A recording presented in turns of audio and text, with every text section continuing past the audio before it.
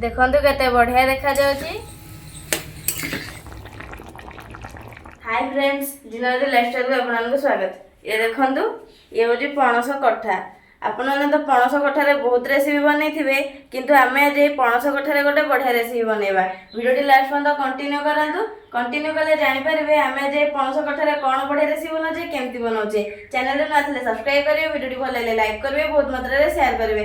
एबे चलंतु रेसिपीटी स्टार्ट करबा। जेहेतु पणसटा अठा तो पणस काटिबा पूर्वरु आगो छुरी रे तेल मार दबा। पट्टा रे भी तेल मार दबा।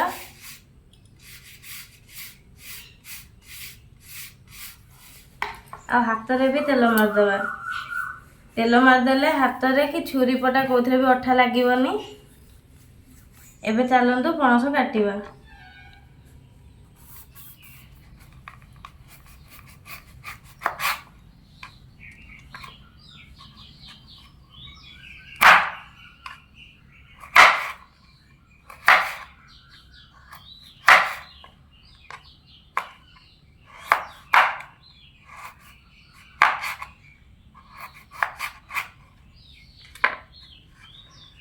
एबे पानी रे पकेइबा। एमती छोट छोट करिकी सब दब पणस काटी दबा। एबे पणस कटा सरी गला, दीटा आलू काटी दबा।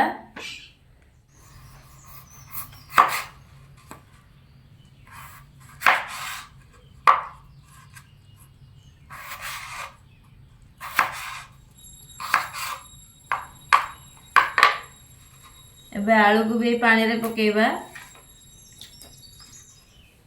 एबे आलू कटा सरी गला। एबे पूरा भल से धोई दबा। आलू और पणस को पूरा भल से मगज मगज धोई दबा।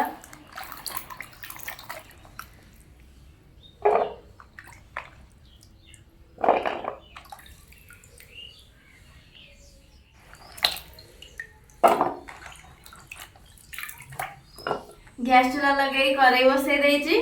कड़ाई रे पानी दे देइची। एबे पानी रे लूण पकेइबा। हलदी गुंड पकेइबा।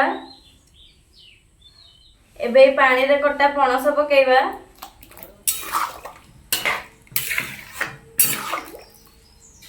एबे पणस सिझिबा को 15-20 मिनिट छाडी दबा। 15-20 मिनिट हेई गलानी। पणस सिझी गलानी। एबे पानी रो छाणी दबा। ए प्लेट रे रखिबा।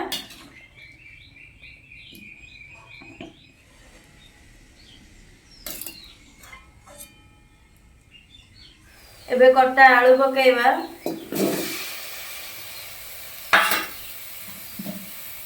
सोरिष तेल पकेइबा।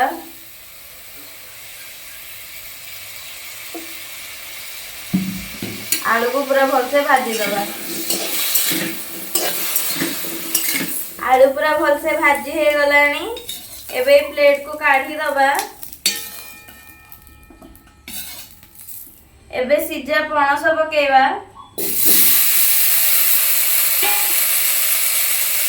सोरिष तेल पकेइबा।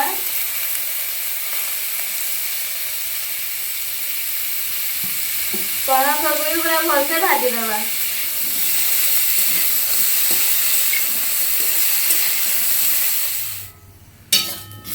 पणस पूरा भल से भाजी हे गलानी। एबे प्लेट को काढी दबा। मसला पाई गोटे पियाज काटी देइची, गोटे टमाटो काटी देइची, खंडे अदा चोपा छड़े काटी देइची, अल्प रसुण चोपा छड़े की नेइची। एबे ग्राइंडिंग जार रे दे दबा।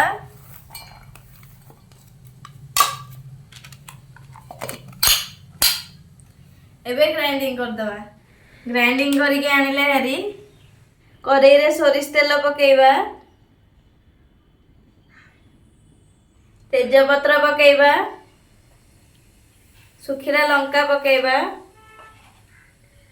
जीरा पकेइबा। दीटा पियाज सरसर करी काटी देइची। एबे कटा पियाज पकेइबा।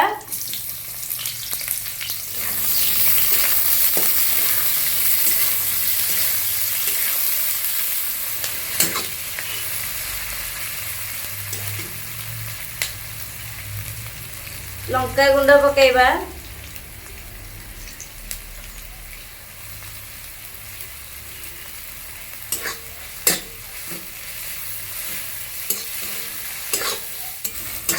पियाज पाची पाची गलानी एबे बटा मसला पकेबा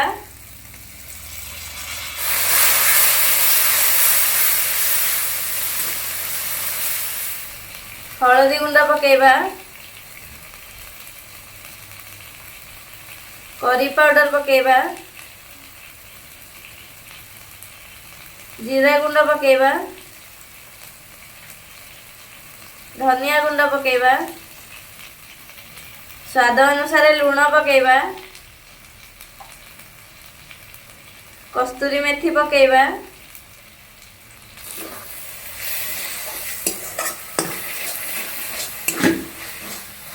गोटे टमाटो काटी देइची एबे कोटा टमाटो पकेबा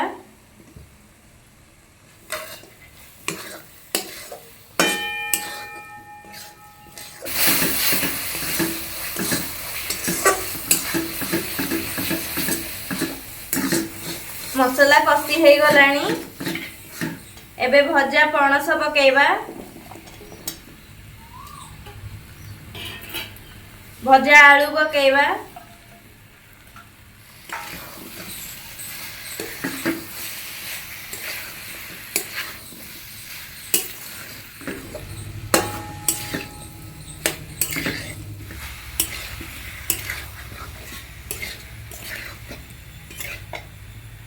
एबे पानी दबा